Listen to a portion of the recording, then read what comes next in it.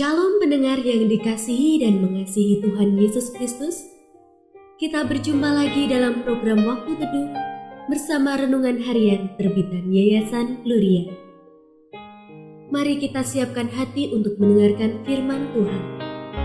Izinkan Roh Allah memberi kita hikmat agar kita dapat semakin mengenal, mengasihi, dan memuliakan Tuhan setiap hari.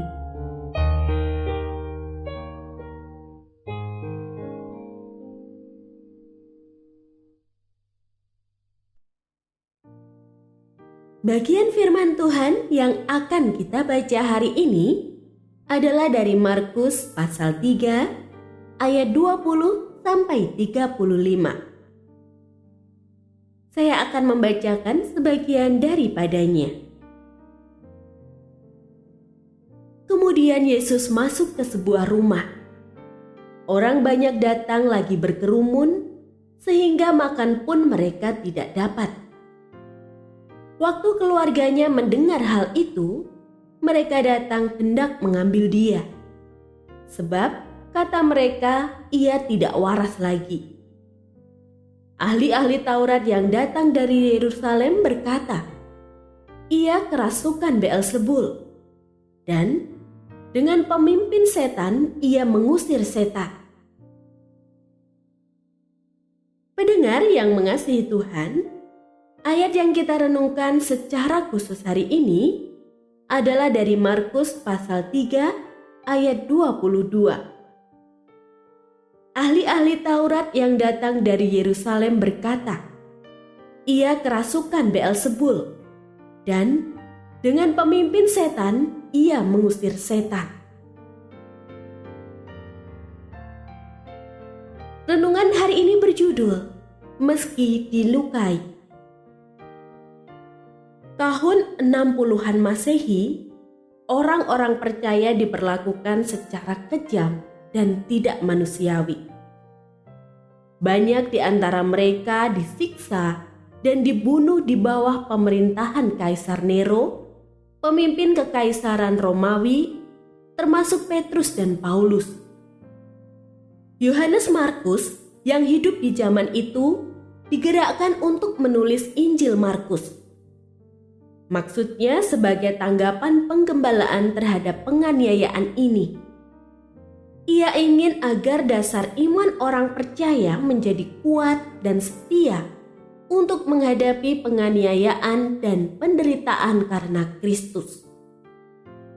Markus menguraikan perlakuan brutal yang diterima oleh Yesus. Yesus yang berbuat baik namun difitnah dan dituduh sebagai pengikut setan. Ia menyembuhkan banyak orang, tetapi dilukai dan diperlakukan tidak manusiawi. Ia bekerja keras melakukan kebajikan, tetapi dianggap jiwanya terganggu dan gila. Ia banyak menanggung penderitaan dan ditolak oleh tua-tua, imam-imam kepala, dan ahli-ahli Taurat sampai akhirnya dibunuh. Alkitab banyak mencatat bahwa penolakan, fitnah, bahkan penderitaan adalah harga dari kemuridan.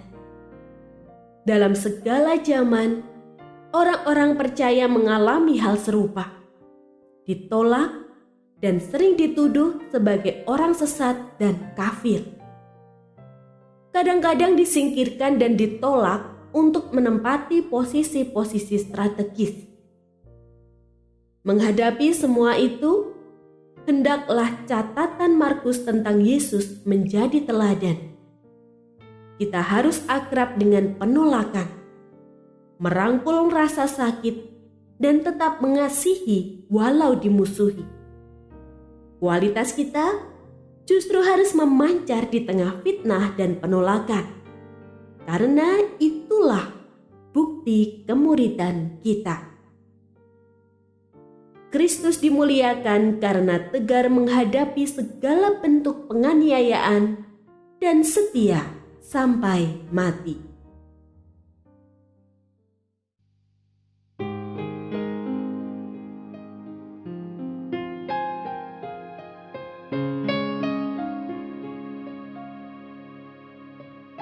Pendengar yang mengasihi Tuhan, apakah Anda diberkati melalui renungan harian?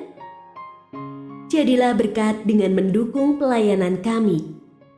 Dukungan Anda dapat disampaikan melalui rekening Bank BCA nomor 4565008880 atas nama Yayasan Pelayanan Gloria.